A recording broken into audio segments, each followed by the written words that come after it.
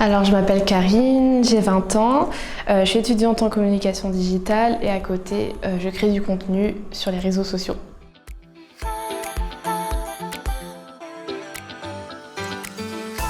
Donc c'est une marque qui véhicule vraiment de beaux messages, avec qui je partage les mêmes valeurs, donc ça me faisait vraiment plaisir de participer à ce shooting, cette interview.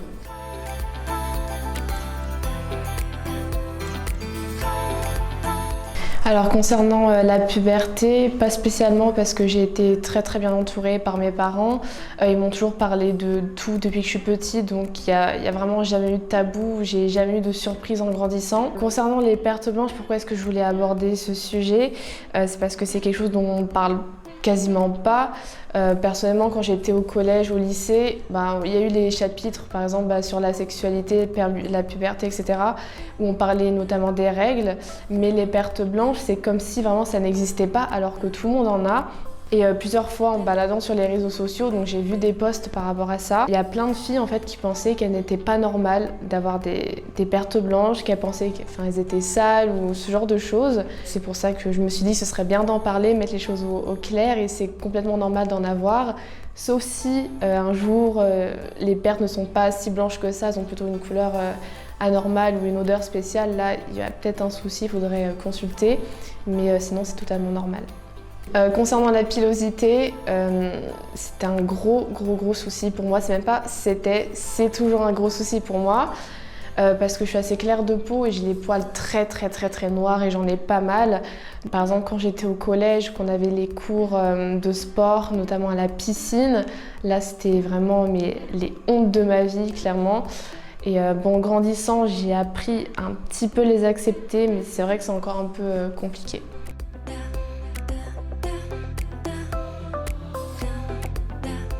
Alors je pense que les réseaux sociaux, ils font vraiment le travail. Il y a beaucoup d'informations dessus, il y a aussi de fausses informations.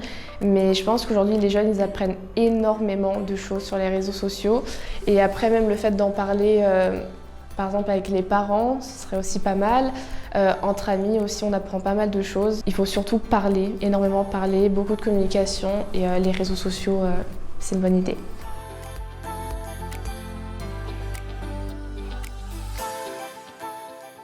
Alors sur mes réseaux sociaux, je parle vraiment de tout. Initialement, je parlais beaucoup plus de tout ce qui est soins pour les cheveux crépus.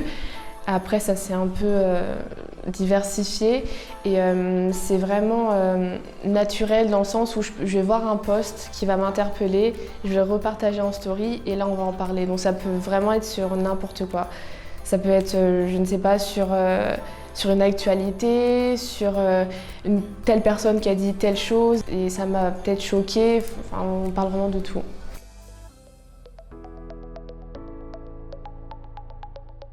Alors concernant mon cycle, je le vis vraiment très bien. J'ai jamais eu de problème avec ça. J'ai pas forcément de douleur à part le premier jour, mais parfois je les sens même pas arriver. Et j'ai toujours été très bien réglée, donc mes règles n'ont jamais été un problème pour moi.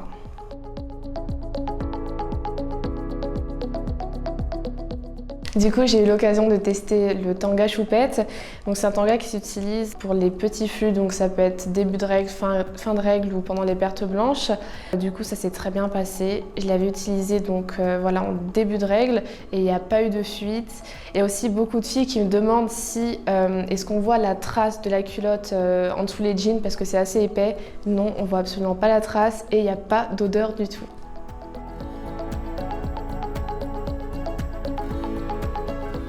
Alors du coup, sur Instagram, je suis une page qui s'appelle Féministe. Donc c'est une page en fait qui reposte du contenu d'autres créateurs. Souvent, les contenus ils sont vraiment intéressants. Par exemple, une fois, j'ai vu un post que j'avais repartagé en story d'ailleurs qui m'avait fait vraiment rire. On avait une image avec une fille qui avait ses règles. Et sur le post, il y avait écrit en anglais « Quand j'ai mes règles, je vais beaucoup plus aux toilettes ». Et ça m'avait vraiment fait rire parce que c'est un truc dont on ne parle jamais. C'est-à-dire que quand on parle des symptômes lorsqu'on a ses règles, c'est plus oui, voilà, j'ai des changements d'humeur, j'ai des boutons, j'ai mal au ventre, etc. Mais j'ai jamais entendu quelqu'un qui disait quand j'ai mes règles, je vais beaucoup plus aux toilettes. Et comme c'est mon cas, je l'avais repartagé en story, j'avais parlé de ça du coup avec d'autres abonnés.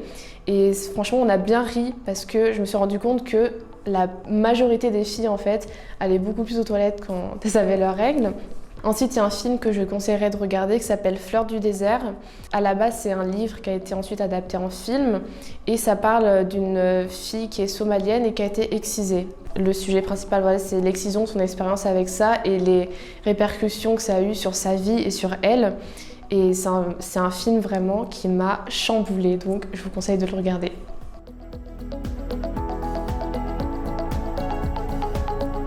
C'est aussi important de beaucoup parler pour que justement après on ne se sente pas anormal. Parce que je pense que c'est compliqué quand on a quelque chose, mais on n'a personne à qui se confier. On se dit mince, qu'est-ce que j'ai? Du coup, on va commencer à regarder sur Internet. On trouve beaucoup de choses sur Internet et c'est pas forcément les meilleures choses.